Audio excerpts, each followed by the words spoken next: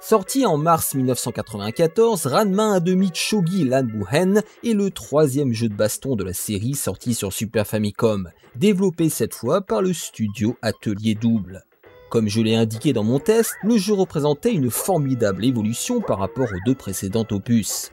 En abandonnant l'utilisation des boutons dédiés à la garde et au saut, il offrait une expérience plus moderne et surtout plus fluide, des combos et des coups spéciaux plus faciles à exécuter.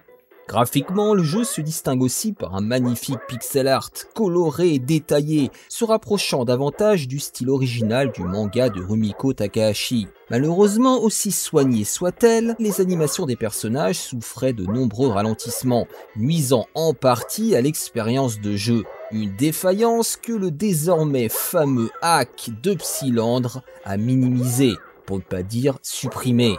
Alors tentons d'expliquer en quoi ce hack corrige et optimise de nombreux aspects techniques, ne se limitant pas à une simple correction de bugs en surface, mais optimisant en profondeur le code tout en respectant les choix des développeurs, même si, comme Upsilandre l'explique, ils sont parfois surprenants et coûteux en termes de ressources. Dans un long et très intéressant thread de son compte X, d'ailleurs n'hésitez pas à vous abonner, Upsilandre a montré que le traitement des inputs par le jeu d'origine est aussi complexe et coûteux que celui des collisions.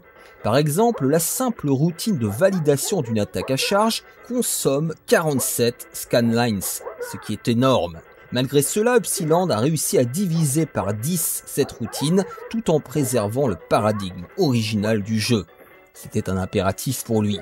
L'approche unique du jeu pour gérer les collisions, bien que recherchée, ressemble en fait à une fausse bonne idée. Les collisions ne se basent pas uniquement sur des hitbox classiques, mais utilisent directement les sprites de 16 x 16 pixels et les tiles, oui c'est le terme anglais, de 8 x 8 pixels, ce qui offre une précision accrue certes, mais au prix de ressources CPU significatives, d'où les ralentissements. Upsilandre a optimisé cette gestion complexe sans altérer la philosophie du jeu, ce qui a conduit à un gain de performance notable. Alors au risque d'être fastidieux, listons l'ensemble des optimisations et corrections effectuées. 1. Désactivation des collisions lors de l'animation d'attente. Dans le jeu original, quand un personnage revient à sa position de repos, les collisions avec des projectiles étaient désactivées pendant quelques frames, rendant ces projectiles inefficaces. Le hack d'Upsilandre corrige cela pour que les projectiles restent actifs. 2. Erreur dans les tests de collision. Le jeu original avait une erreur dans le code de collision qui empêchait certaines configurations de tiles, les petites zones de collision, d'être détectées correctement, surtout en fonction de l'orientation du personnage. Cela favorisait injustement le joueur de gauche. Pourriture de communiste. Le hack corrige ces erreurs pour rendre les collisions symétriques et équitables. 3. Problème de clipping au bord de l'écran.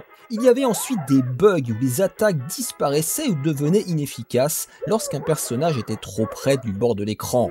Le hack ajuste ses positions pour que les attaques restent valides, même près des bords. 4. Données de hitbox corrompues. Certaines frames d'animation avaient des données de hitbox corrompues, ce qui faussait les tests de collision. Le hack corrige ces données pour rendre les collisions plus précises.